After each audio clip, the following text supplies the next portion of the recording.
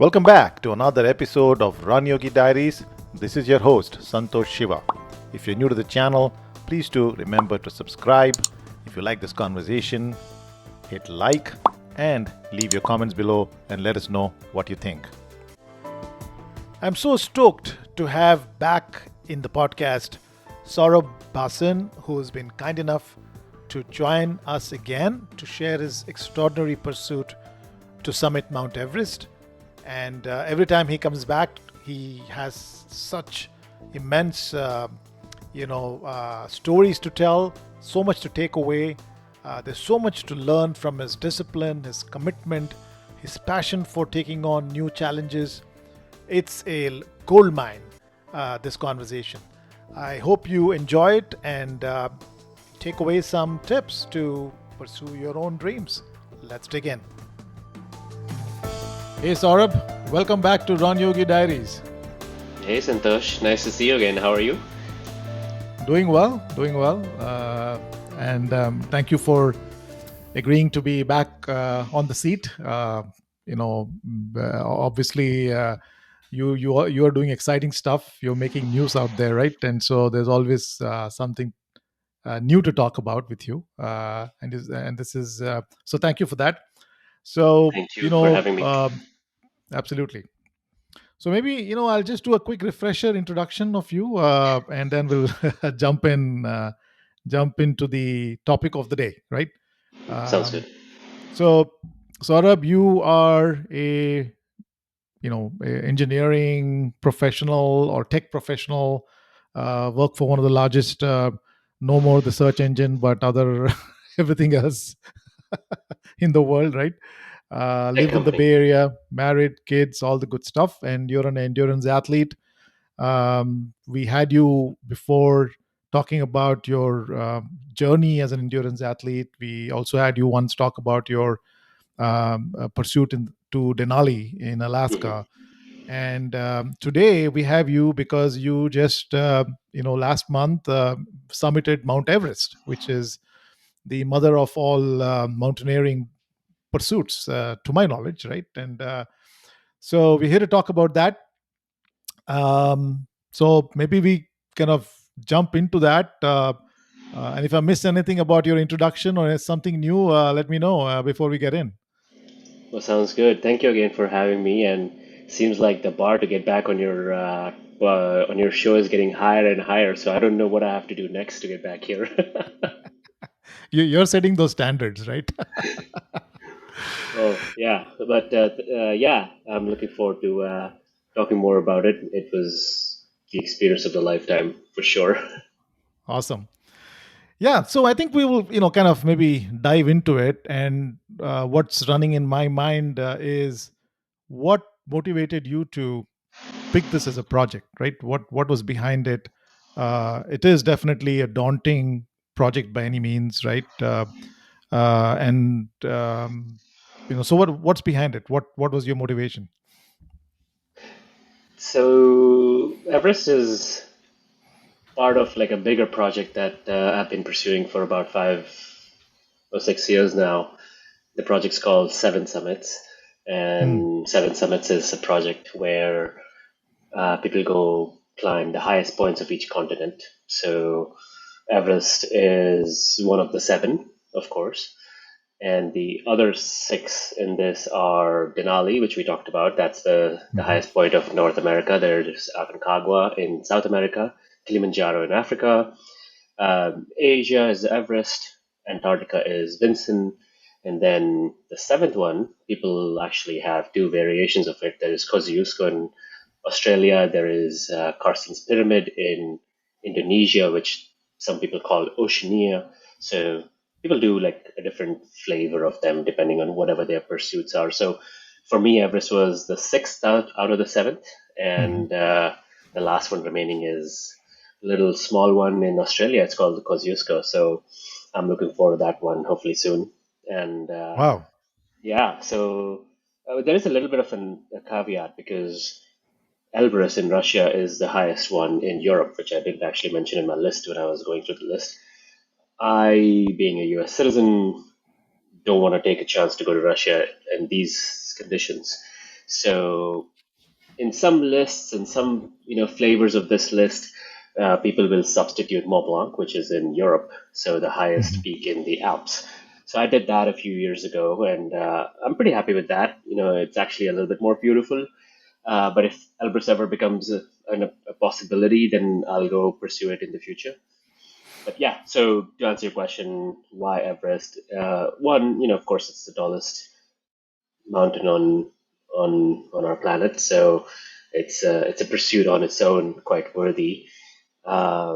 And it's part of Seven Summits, which is a long-term project. So there's a couple of different reasons, but at the end of the day, it's similar to any other pursuit in endurance, which is to figure out if I can actually do this, if I can solve this puzzle, if I can work towards it. When I started working towards it, I didn't know if I could. Right. So a lot of it was about proving things to me, to Okay. myself. Awesome. No, that's terrific because I wasn't aware that you just left for the last two, or maybe the one more to go to Just one finish more. your seven. One more to go.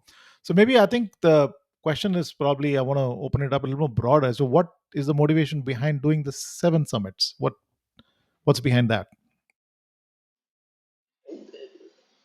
I think to summarize, it's just a big goal.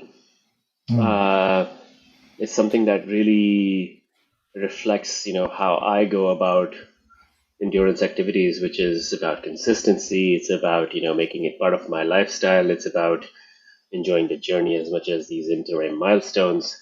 So, um, and of course, like growth and progression in Mhm. sport. So you get to the milestone, and then you figure out what's next, and how do you go from here to whatever is the next thing that's going to challenge you. So I wanted to pick something that was going to be a sustaining long term goal. Hmm. Um, um, so it's kind of like the opposite of like a bucket list. It's not like Right. a thing that you do and go into like a completely different thing. So um, does that maybe like give you a glimpse into like, I don't know if Yeah. it's not really like an answer, but it's like it helps me stay engaged. Yeah. I like long-term projects because I love consistency. Yeah, yeah, I hear you, and maybe I will double click on that, right? Because I know that you have been a triathlete, and you've been an ultra runner, right? And what probably I'm curious about is, um, mountaineering is a completely different ball game, and how did mountaineering become a thing? You could have Hmm. done the next big thing in ultra running, or done a 250-mile cocodona or something like that. So my question is, why the seven summits? Is there something bigger that made you think of mountaineering and conquering these slopes? Um, yeah, like I think maybe not conquering, but definitely trying my best at it. I did actually progress in ultra running and triathlons. So, for example, in triathlons, I started with a shorter distance and I progressed to Ironman. I did like five of them. As I was doing Ironmans, I was more curious about ultras and I started with a 50K. I did do a 200 miler. So, in each sport, I've Yeah. progressed to a point where I have felt that I have been fulfilled and I've been satisfied, Right. um, in various different ways. For example, in road running, maybe someday I'll come back and I'll try to go get faster. Like I'm, I'm Hmm. not a fast guy. So at some point when I was doing ultras, and I actually still do ultras, I do like at least 100 miler a year. So, Right. and I actually improved my 100-mile time. I went sub 24. So I've been improving in those areas. But at some point, ultras became a way to train for mountaineering rather than a goal in itself. So, I'm still engaged in ultras, but the primary sport now is mountaineering because I wanted a new challenge, a new place to grow, a new skill to acquire. Um, so, the first out of the seven that I did was Aconcagua in Argentina. And that was kind of like a bridge. I had just finished the Tahoe 200 at that point. Hmm. And I said, hey, I ran a 200. I'm probably in decent enough shape to go give this a try. So I didn't do any specific training for Aconcagua other than just being in good cardio shape. And that became a bridge. And then when I did actually do Aconcagua, unknowingly, I think it started this journey towards the seven because Hmm. now I've done one. I'm like, oh, I got to do the six other now. Right. Right. um, but then, of course, I took classes, I learned the skills, and I Yeah. started growing Yeah. specifically into this hobby. Um, so, yeah, I think at some point in each sport, there becomes a moment where I bridge into the next Yeah. thing. Yeah. Yeah, and I'm hearing, and probably, I'm just speculating here, listening to you, is that probably there is an element of technicality involved in mountaineering that makes it also intriguing for someone who's already been into ultra endurance sports. There's something more technical, something more alluring, because I guess you're also an engineer, so you like to solve problems, and but there's something about mountaineering, and probably that, I don't know, I'm just thinking aloud here, hearing you in terms of your progression of the journey, right? It's the same with the ultras too. But yeah, the complexity is multiplied in mountaineering because now you have many things to worry about. In ultras, it's usually the physical part of it. Well, not to underplay, there's a mental part which is huge, but Yeah. the problem solving on how to make sure you take care of your feet or your stomach. Right. Those are kind of like the key components. But yeah, mountaineering adds a few different things on top of those things. Um, but for me, I think now that I reflect back of 15 years of endurance activities, it really is about finding new ways to stay engaged, stay active, uh, find goals that I personally find challenging Hmm. because I'm on my own journey. Like I'm not here to Yeah. compare, who's climbing what and who's achieving Yeah. different. Like for me, this is my own personal goals. So Yeah. at the end of the day, I'm finding happiness in these things, and that's what matters to me.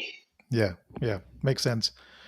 Cool. So maybe we should jump into, how did you prep for this? Something Mhm. as first off, to me, I'm not a mountaineer, and many of the people who are going to be listening to this may not be mountaineers. They may be just folks who are endurance athletes, but find this very fascinating, right? Because very curious about how does one go about doing it? Why do they go about doing it? So give us a sense of how did you prep for it. Was that I know you went to Denali, you're already you already done five summits. So was there any trepidation for you with Everest, or was it like, hey, you know what, this is just another stepping stone to the next level? So give us a sense of your Mhm. preparation, both mentally and physically. What did you do? Yeah, maybe I'll preface this with there's a reason why Everest wasn't sooner in my journey or earlier in my journey. There's a reason why I waited. I wanted to, along the way, acquire the experience, the skills, the mindset, the base. At the end of the day, it's an 8,000-meter peak. Of course, it's the Mm, tallest peak. So I wanted to treat it with respect. I didn't want to rush into it mhm, because, again, this is not one and done for me. This is a journey for me. So I started with trying. I started with of course, the local peaks and the local mountain ranges around me, so which is the Sierra or there's a bunch of other tall mountains in the U.S. So just getting comfortable in the mountains, long days in the mountains. But for me, Everest wasn't I didn't. At no point I had the mindset that it's a walk in the park. You cannot have mm, that mindset. So I think for Everest is the physical aspect that you have to train for, which I can get into in a minute.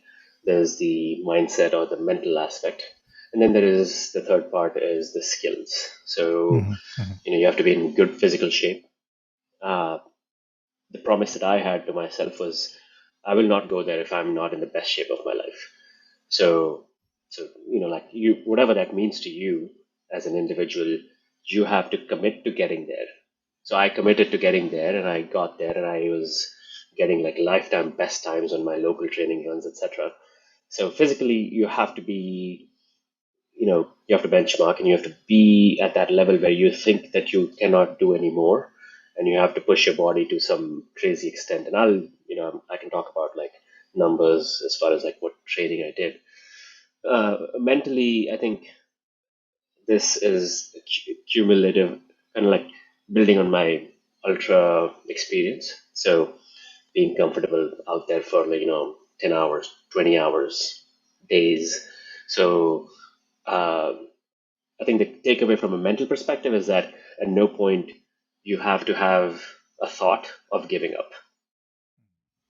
Now, the balance there is you have to make an intelligent decision of giving up, quote unquote, or calling it if it's not safe.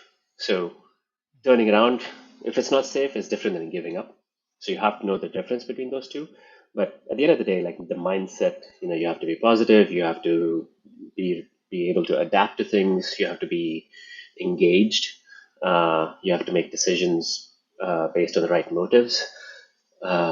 So those are some of the aspects from a mental perspective. And then finally, the skills part, I think, is rather self-explanatory, but that also takes time. Yeah, So let's get into that. Let's maybe if you want to, I think I'd like to say let's you break up the top three strategies of training. Right? What are the top three yeah, let's focuses you would advise people to focus yeah. on So let's if they maybe want? start Yeah, with yeah, skills. Yeah. yeah, yeah.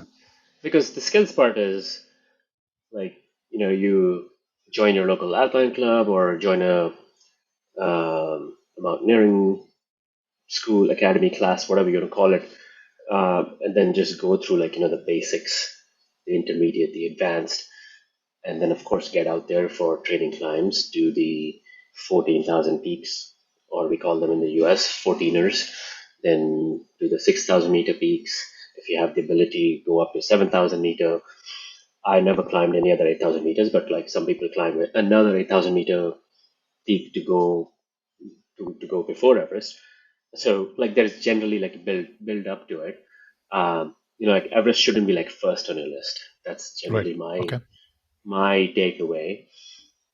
Everest is something that you build up to. Yep. So like that's the skills part. Take time, learn about the techniques. At the end of the day, like you're definitely going to be going with a Sherpa, so you're going to have a lot of support backing you up, making these decisions for you, helping you. But you cannot be there unprepared, Hmm. especially on Everest. Even on Denali, like Denali is probably just as hard as Everest, and the kind of climbing there is different. So, so that's the So what's skills different? part. What's different between the two? There is no porters, there is no Sherpa Hmm. on Denali. Denali. It's Hmm. like on Denali, you're carrying 100 plus pounds regularly, so you have to be physically very strong, and um, yeah, so it feels just about as hard. It's not. It's only 20,500, the summit of Denali, but it feels equally hard because of the location of where Denali is. So um, yeah, I think Denali is just very different. And on Everest, you're not carrying that much of a load, but on Everest, it's the the altitude that plays the biggest part. It's um the other hazards like avalanches and such that play Hmm. a bigger part. So um, people do compare it, but for me, I think they're both hard. They're just different kind of hard. Okay. Uh, yeah. So So so yeah, coming back to the prep part. So when you yeah, said go to skills. skills part, right? The first one is skill, going to an alpine club, doing some Mountaineering classes. mountaineering classes, and doing certain climbs, certain some climbs which are Yeah, closer to what mountain Everest would be. Yeah. Okay. Cool. and Uh, within that, like as you're learning to build up the skills, a lot of people will go with guides. Like I prefer going with guides or Sherpa. You have to understand like how. what your role is and what their role is. It's a team. So who Um, teaches you that? Who can teach you that during prep? you just have to, do a lot of climbs to understand like how that Hmm. relationship works. It's You not mean really like a. climb?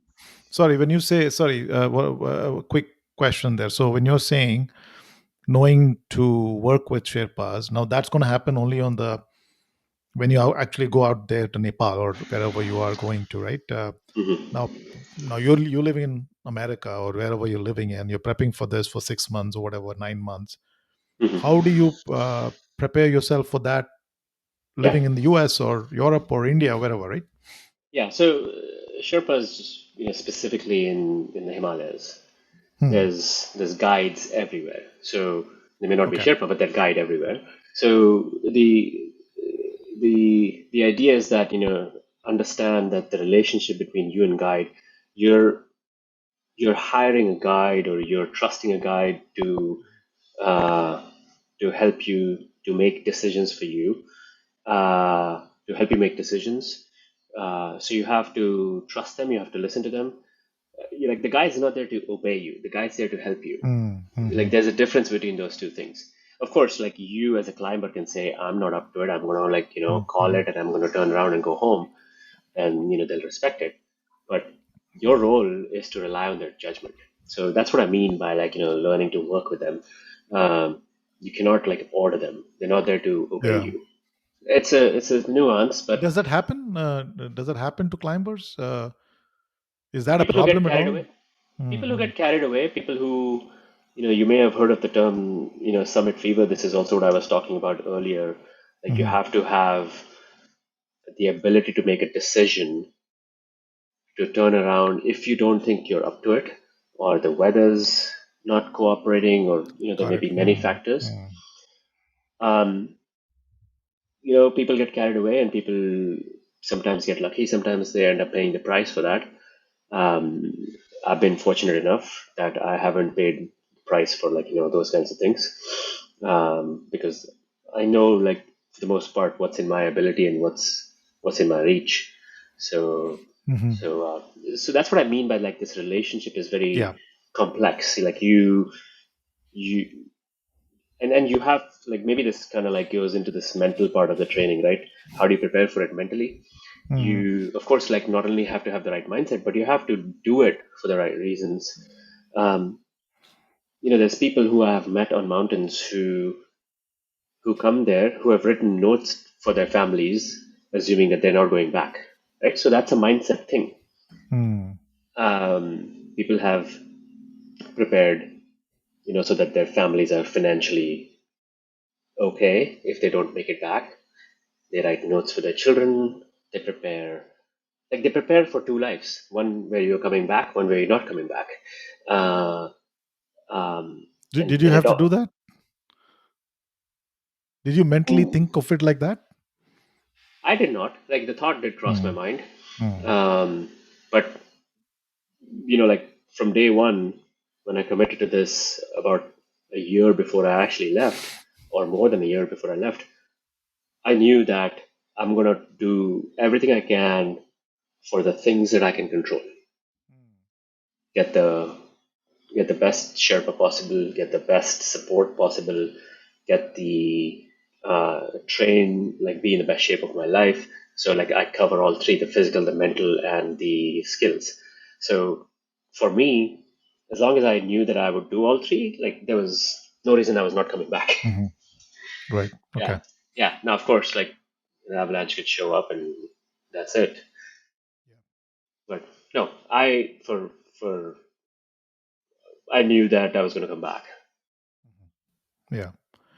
So I guess what I'm hearing. So that was one of the things that I had as a question in my mind was how do you deal with the fear aspect, right? Because I was reading that 2023 there were 18 deaths in Mount for people who were trying to summit Mhm. Mount Everest, right? And so it's a reality, right? It's like And there's it can constant happen. reminders. It's constant reminders, and you see the documentaries on Everest summiting. People talk about those dead bodies out there. So a part of climbing Mount Everest, there is this whole idea of that risk, right, hovering in your mind, and the media also does sufficient to to highlight it. Hmm. So what I'm hearing in your case is, a, you're saying that, have the right mindset, be a realist, be a pragmatist, because you are taking this risk. And the other is, Yes. in your case, it seems like your approach was, the way you dealt with that fear was that, hey, I want to just Prepare. prepare, top-notch preparation, right? So rule out any Absolutely. possibilities of risks. And also you were going to hand over your the entire process to a Sherpa who knew what they were doing, and you would trust that. But I think that's what I'm kind of taking away from what you're saying. For the climb, absolutely. Like, for the climb, you have to trust, and you have to Yeah, be like, they're your partner, they're your support, they're your guide. yeah, But yeah, you're right. Like, the question of fear, I think you cannot ignore it. yeah. You cannot take it lightly. You cannot downplay it. You have to embrace it. There was multiple instances where I'm anxious. I don't Mm, know. Can I do this next step? How will I do? Will I move at the pace that is acceptable? Will will will everything work out? Like, so, I'm a yeah, human being. I'm not like a sponsored athlete. Like, I'm yeah, quote unquote a weekend warrior, right? So yeah, yeah, yeah. I have the same questions like anybody else. So along the way, like I'm always asking, like, hey, do you think I'm doing okay? What can I do differently? So being open to that kind of feedback, Hmm. as we are progressing in, and and and making sure that I'm doing what's expected of me. Hmm. So yeah, like, I was anxious all along the way. Absolutely, I would be lying if I said like it was a walk in the park. It's not a walk in the park. There's a And it's right, like, I saw multiple dead bodies, unfortunately, like, people who have passed away. So the reminder, especially after you leave Camp 4 in that zone, the reminder is always there that you have to be careful. You have to you have to move with intention. You have to move quickly. You have to not cut any corners. All of those things are constantly being reinforced because of the consequences are clear to you. I got to the summit, and like I saw my Sherpa guide. He kind of like folded his hands and he prayed and he said thank you, and I was like, okay, like I should do this too. So I do that, and then we take some pictures, and the next thought in my mind is we have to go back. We have to hurry back. Of course, we have to go back, but we have to hurry back because Hmm. safety is when you get back to camp, not when you're at the Hmm. summit. Hmm. Um, so, like, the fear is always there. I think it would be unwise to say you're not afraid. There is a healthy dose of Yeah, fear. yeah, yeah, yeah, yeah. Yeah, I get it. And I think we will come back to the actual event itself, right? And you did talk about the summiting, but again, coming back to the prep aspect, right? Now, it's a long prep. It's almost a year that Mhm. you're on it. Now, we talked about the some of the ideas, or what one should be focusing on. Uh, Anything else that you had to do above and beyond what you normally do to prep for this? Now, Mhm. you're right. I mean, physically, I guess you are used to it. You're doing all these huge big events, so you are probably already in that zone. I Was Yeah. Go I ahead. changed my training considerably. Okay. So I'm not like I don't have a coach, by the way. Like like what they say, self-coached, or like I just Hmm. kind of like listen to my body and figure out like what I need to do. But generally, I knew that starting 1st of January, I wanted to dial things up a little bit. And the aspect of training that I really wanted to focus on for about 3.5, 4 months before leaving was vertical gain in my training. So when I'm out there, whether it's on the trails in the mountains or indoor workouts on the treadmill, I wanted to focus on vertical gain. So on a on an average year, I get, let's say, about 200,000 feet of gain for the entire year.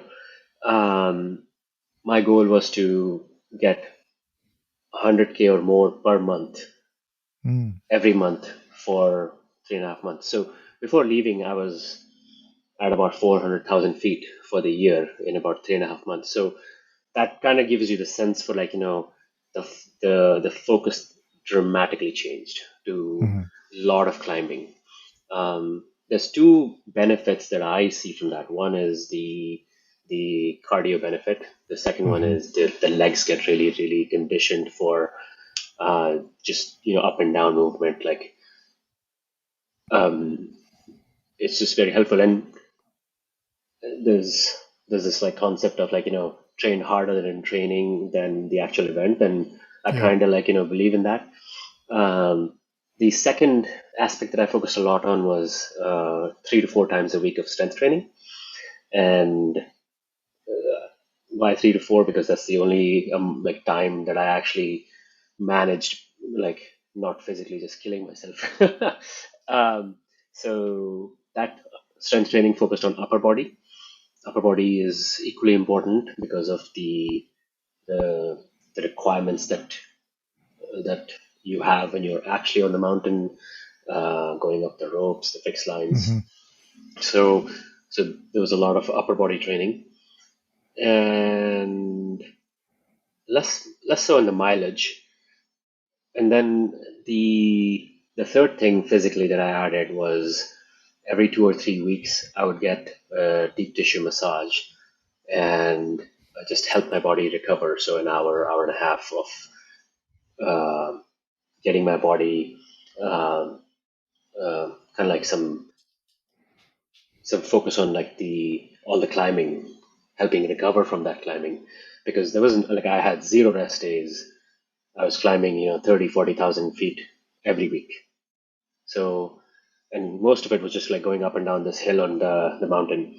And maybe another addition to that climbing is I added in a lot of weighted vest workouts. Mm. So most of the times I would carry 20 pounds, but I also ordered a 40 or maybe 45 pound vest, and I would wear that 45-pound vest.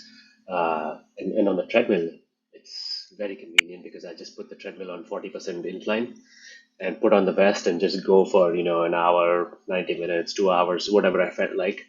Yeah, dropped a lot of weight. Interesting. And what about boredom?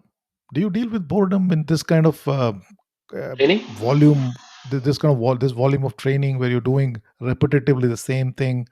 Because there isn't really much change of scenery because you're just going up and down your hill mountain mindlessly to get your 400,000 feet gain. Do you ever deal with boredom at all? Um, Indoors, I always, have the iPad, watching something. So, that's one way to deal with it. The kind of like I enjoy the grind. I enjoy Hmm. the the day to day. Like, I like the repetitive, boring nature of training. So Okay. so so I don't, like, get bored. But there are days when I just don't feel like it. Yeah. Okay. Like, there is absolutely days when you have to do it because you have to do it, like, not Hmm. because you're excited to do it. So, like, I don't think I'm any special that way. Hmm. On the outdoor runs, I'm so fortunate that there is a huge community in the Bay Area. So somebody's always willing to join me, you know, whether it's 4 a.m., 5 a.m., whether it's like, two repeats, three repeats. So for the most part, I was very fortunate that I had company on most of the outdoor runs, Hmm. especially when, in the winter, it's like dark, it's raining. Yeah, I went every day. It didn't matter, like, what the weather was, and somebody always showed up.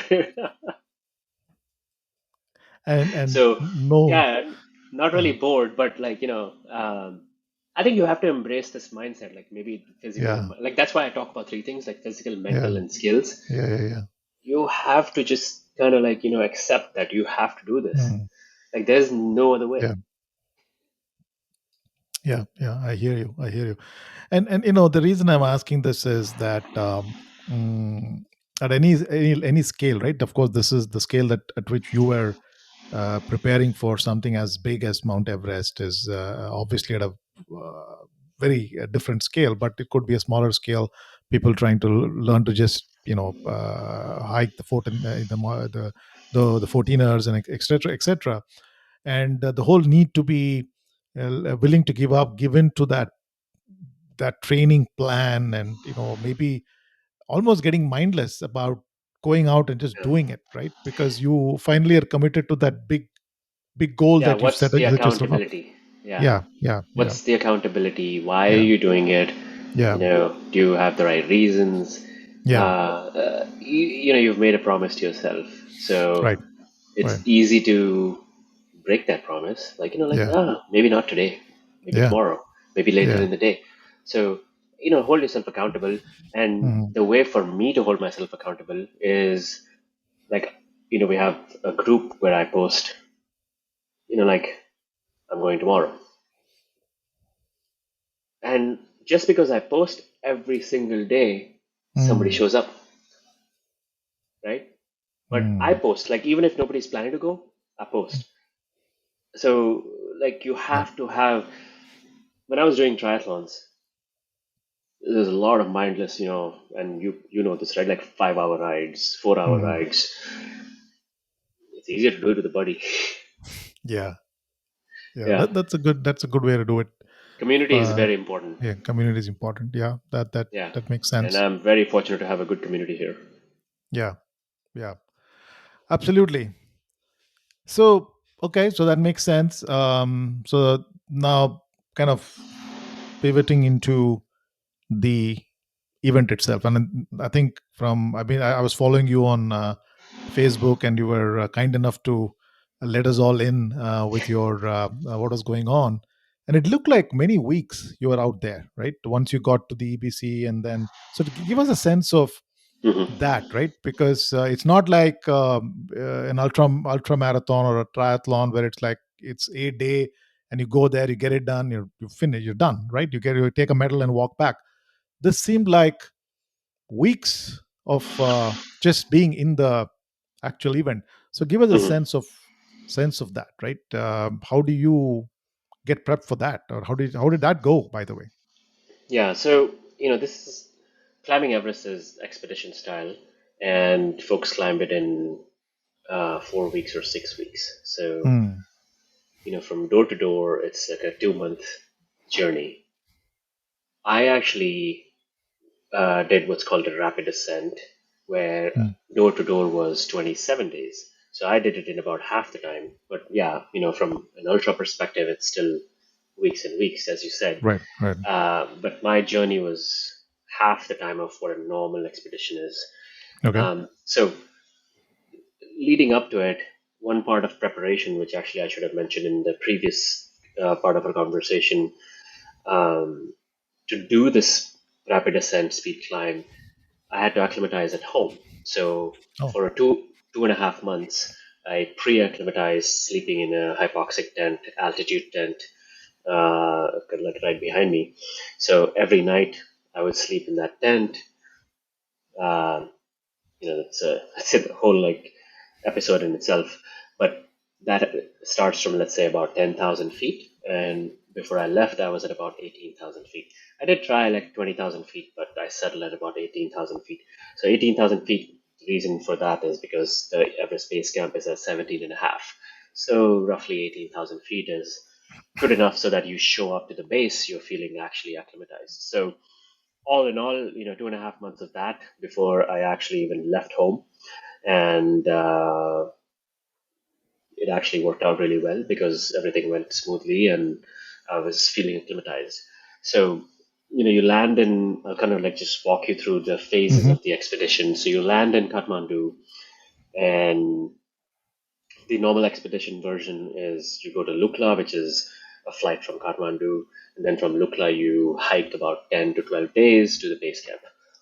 In our version, we go from Kathmandu straight to 14,000 feet. So we don't go to Lukla, we go much higher. And the village we land in is called Feriche. Feriche, we go up to a quick acclimatization hike slash run to 5,000 meters. So that's like a quick, up and down just to get our blood flowing.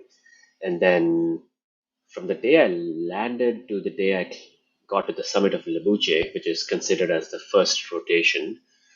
So the summit of Lebuche is at about 20,000 feet. So that was within 5 days of landing in Nepal. So Everest is climbed in what's called rotations, where each rotation is meant to go up to a certain altitude, back to where you started, and it's meant to help you acclimatize so that you're able to get more RBCs and therefore get more oxygen, and that's the process why it takes 2 months or a month. So in the traditional kind of like climbing days, people would do multiple rotations on Everest itself. They would go to Camp 1, back to base camp. The next rotation would be to Camp 2 or Camp 3, back to base camp. And then they would do the actual, what's called the summit push, where you actually just do the whole thing. Now, because people want to avoid going through the Khumbu Icefall multiple times because it is a dangerous section of the route, people will do a rotation somewhere else, and that somewhere else happens to be a peak called Lebuche. So Lebuche is a 6,000 or 6,100 meters or about 20,000 feet.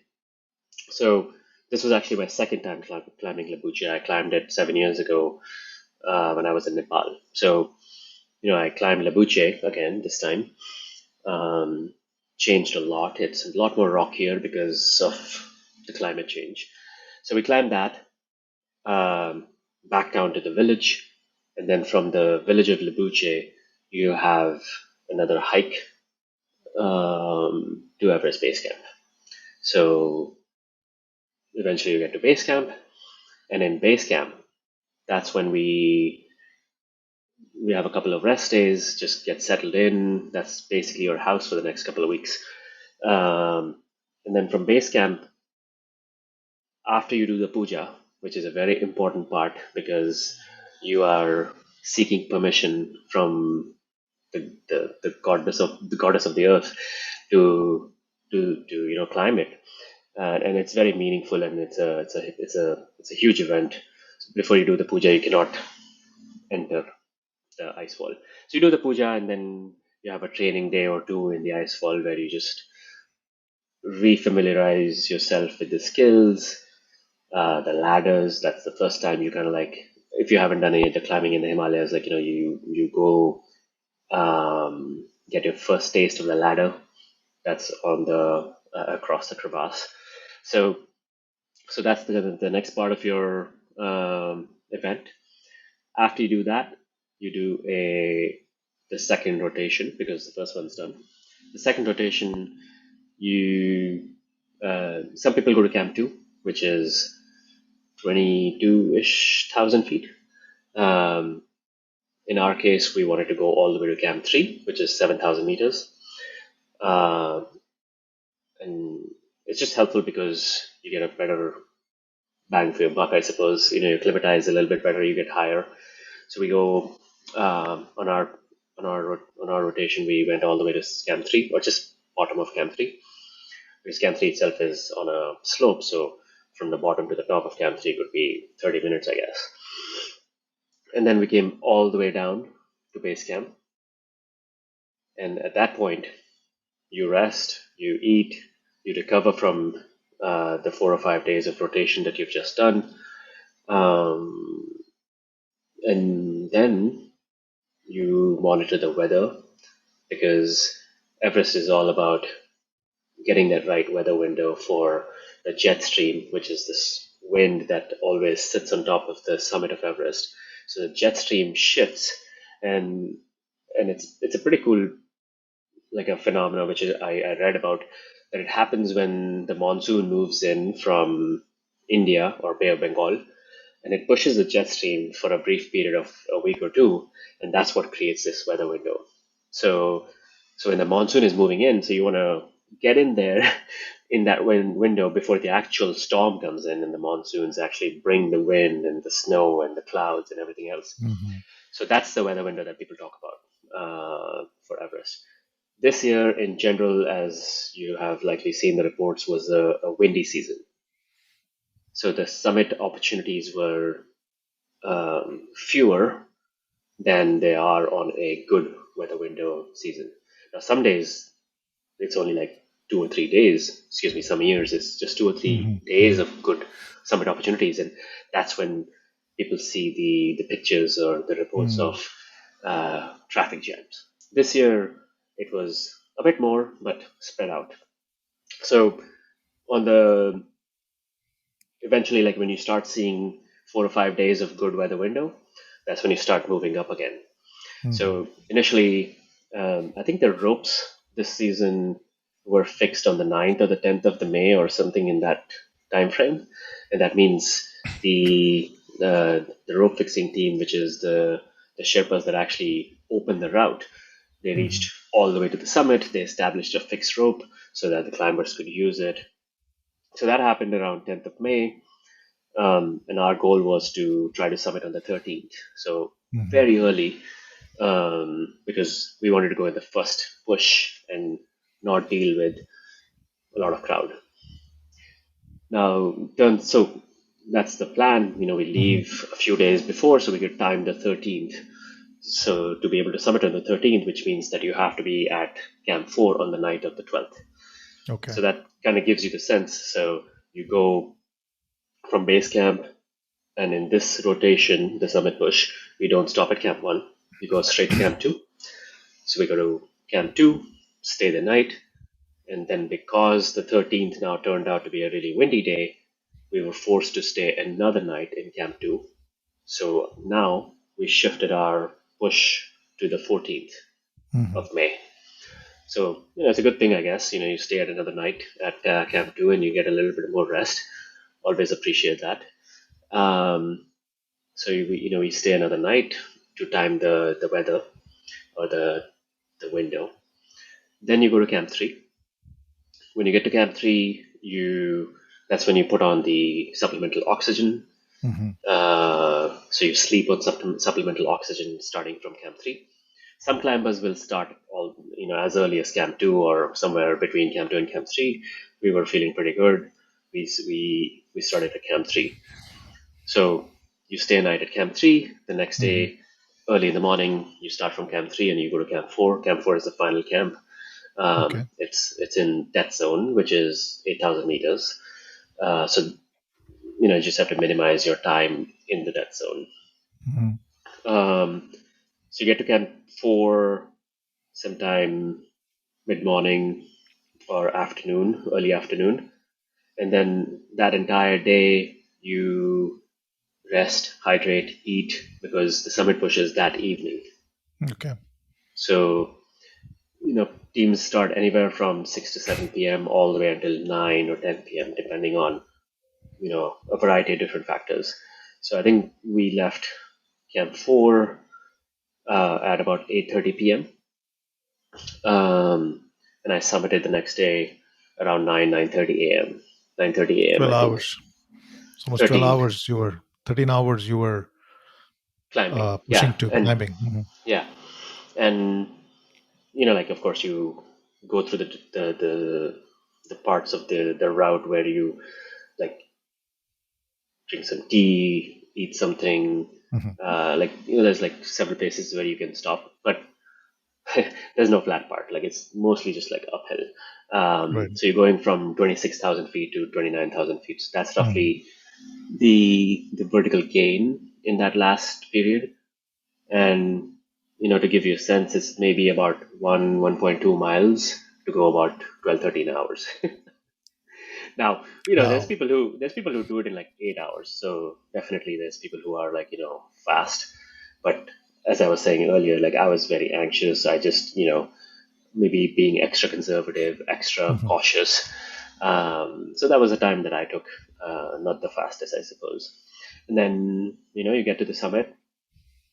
There's several hurdles along the way in terms of um, parts of the route that are interesting and challenging and such, like the balcony, the south summit, the Hillary step, and so on and so forth.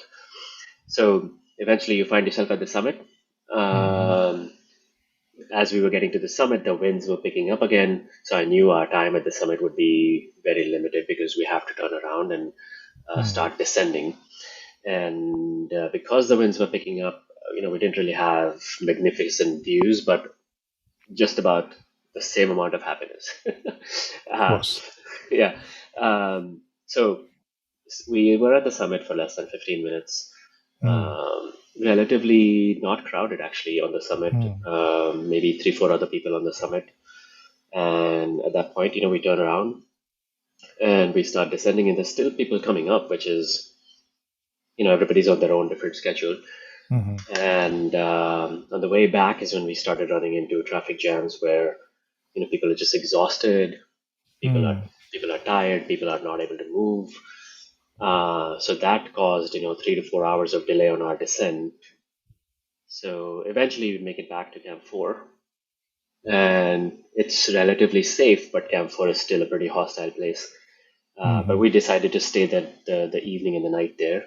Um, so we stayed that night. So it was like two And how nights many in hours the does it take for you to get six to to eight go down? hours. 6 to 8 hours. 6 to 8 hours. Yeah. Without the traffic jam, it would have been pretty quick, but Mm. it was fine overall. We were feeling pretty good and strong. So yeah, we get to the camp, we eat, go back into the tent. There's a couple of fellow climbers, and we just like sleep. I have a memory from that night. I'm sleeping, and the oxygen is at zero point 0.5, which is the lowest flow rate, and then that's sufficient for sleeping. But my Mm-hmm. toes were cold. Everything else is fine because I'm in this down suit, but my toes were cold because of course, you're not in your boots. And then in the morning, I changed the flow rate from zero point 0.5 to 1.0, and within 10 minutes, my toes are warm again. So that tells you No. how much your brain is like controlling blood flow. Mm-hmm. Mm-hmm. So yeah, the next day in the morning, we descend all the way to Camp 2, and then eventually to base camp. And you know, uh, I hear the news that my parents are flying in from Bangalore to Kathmandu to to meet me. Actually, my dad said that him and my brother are coming, and then eventually, they surprised my mom was there too. So Wow. it Nice. was it was good to see them in Kathmandu eventually when I got there. Amazing. Yeah, so Amazing. that's kind of like the Right. end to end, Yeah. the summit phases. If you're curious to go into any details, we can. No, no, I think you were very visual in your description. Now, in terms of the group that you went with, was that just you and your set of Sherpas, or were there other people who were climbing with you? Was it a team effort, or was it like just you? Yeah, so it's me and the Sherpa one on one Okay, for this like a private got it. rapid ascent. There was another guy who was also doing the same thing. So for the Okay. most part, we were moving together. So it felt like a team, but we were on our own. So like on the Hmm. summit evening, uh, the other guy that I was talking about, he left the camp 30 minutes before me, or something like that. I was like fumbling around with my boots. so yeah, like it was one on one, but we were moving together as Hmm. Hmm. two clients and two guides Got it. respectively. There was two other climbers that were doing the non-rapid ascent. So Hmm. oftentimes there were days when they were together with us, like either at camp or some section of the climb, Hmm. but they Hmm. were with their individual Sherpas. But Got it. we were not tied to each other's schedule. So for example, if I was feeling good or bad, I could move at my own pace. Hmm. Yeah, And and that's the how benefit. big? Hmm. Hmm. I would Got it. recommend people do that. Like, you don't want to go in a giant team because you have no idea. Like, somebody might show up and they're like 10x better than you, or you might be Hmm. feeling great one day. This is what I meant earlier by I wanted to make sure that I could control everything I could. Hmm. And by going in a one-on-one private speed climb, I can go at the pace I want. And that doesn't mean fast. It could be slow also. Yep. Makes sense. And how do you communicate with each other? I know you guys are all those last 12 hours, right? The last push is a 12-hour push. Now, do you ever need to talk to each other? Is there a walkie-talkie going on? How do you Just guys me and the speak? Sherpa. Yeah, yeah. I mean, you're like right next to each other, so you can just like Okay, speak. It's okay. But then you're covered in you can your speak loud oxygen. enough Okay, to it goes speak through through. the mask. Yeah, Okay. but with the wind and like other Yeah. like yeah, you have to be a bit loud. Okay. But you can get through. But across like other parts of the like if you have to contact Camp Two or Base Camp, everybody has radios. They all use Mhm. radios. Um, and it's hit or miss because they're all like low power line of sight kind of devices. So sometimes it works. Right. Most of the times it works. Yeah. I was curious about one thing that you talked about, the hydroxy bed, right? Which prepped you in advance Hypoxic, for yeah. this. Yeah. So that seems like something that is a great training tool in general, right? I mean, if you're able to train yourself to operate at lower levels of oxygen, right? Do you do that? I mean, do you use it even now, or for? There's a lot of athletes who use it for different kinds of training. Some people use it for high altitude ultra marathons or Mhm. triathlons. I've used it before when I climbed Mont Blanc in the Alps, and that was a relatively fast climb for me too. And Mhm. at that time, I didn't know how much it contributed. Was it my fitness? Was it the acclimatization? Was it a combination? But now, having gone through Everest, I think it does help. So, Is um, it a very high cost investment, or what are um, we talking about in terms of an investment for something like that? so a lot of folks will actually rent it to see if it's worth it. I skipped that phase because I wanted a long-term training tool. That's the way I look at it. Mm. If I recall correctly, it was about $3,000. So Okay. um, it's from a company called Higher Peak Endurance. Uh, Okay. there's another company that makes it. It's actually more popular called Hypoxical. Uh, Okay. it really varies in terms of like what like the key attributes you're looking for Mm. me were you know the maximum simulated altitude, so that's one key Yeah. factor. The second factor is the noise, because at the end of the day it's a generator that is you know pumping air through a hose into a tent. So when I compared them side by side, this one is quieter, much quieter Mm. than the other one. And then, of course, it has a long hose which you can put out in a different room, so it further reduces. At the end of the day, it's just loud and noisy, and you're this the sleep is not great, no matter what you do.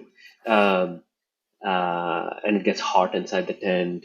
Not to mention, you basically have no social life. Like you're not going to convince your spouse to sleep in it, right? So there's a lot of cons to it. So Yeah. luckily, you know, nobody complained about it for 2 months. I was solo in this altitude tent. Awesome. Yeah. I Yeah. mean, So I just sacrifices of different ways. sacrifice, yeah, to get your RBCs up, or your mitochondrial density, or whatever you want to call it, up, right? Yeah, And I and it think, helps. It helps. yeah. You like the the Mission Peak run that I've been doing for over Mm. 10 years now. I was getting personal best uphill, downhill, Mm. round trip. Mhm. So Yeah. of course I was also climbing a ton, but Yeah. I was Yeah. maximizing everything I could. Yeah. Yeah. Awesome. I was good. I mean, that did give sort of a sense of your preparation, the event itself, the ecosystem that you need to make this work, and uh, quite a elaborate set of information that you shared with us, and very very useful and very exciting. Um, Coming to kind of close close of our conversation, right? I know last time we did some fun Q&A round. Um, I want to see if there is a variation of it that we can do here. Uh, I usually ask some very standard questions. I'll probably ask the same thing because I don't know if something has changed for you over the last couple of years. So the first thing is uh, your favorite junk food. Has something changed since the last time we met? Mm, I actually don't recall, but that's definitely a weakness, I think, for most people. So, uh, I made a lot of changes actually. Like Hmm. it probably gives me an opportunity to answer like one aspect of training, which is I like, I eliminated alcohol, I eliminated a lot of junk food from my diet. I focused on like measuring everything, logging Hmm. everything. So for this like phase of training, I stayed very disciplined. Like, that was a Hmm. part of like, being in the best shape of my life. Hmm. But I think, Indian food is kind of like my junk food. Uh, Whether it's, the savory things, whether it's chole bhature, uh, yeah, I think there's a long list of Indian junk food. We'll just leave it at that. So did you stay away from that for the last 6 8 months? Yeah, yeah. So what was your staple diet? Oh my God, you're gonna laugh. I ate a lot of ground turkey, quinoa, Hmm. brown rice, uh, egg whites. Mhm. Uh, Why yeah, egg whites? Why not the yolk? Was there a reason you didn't do that? I just wanted to factor in a lot more protein Hmm. than fat. There's nothing Okay. wrong with eggs, but I also love eggs. Like I can eat eggs for every Hmm. single meal without getting bored. So I also enjoyed it a lot. And then a lot of Greek yogurt with fruit and protein powder or protein Yep. drinks, protein bars. I was essentially maximizing my protein intake. And uh, yeah, my biggest focus was just getting the protein north of like, 150, 170 grams per day. Hmm. Hmm. Yeah.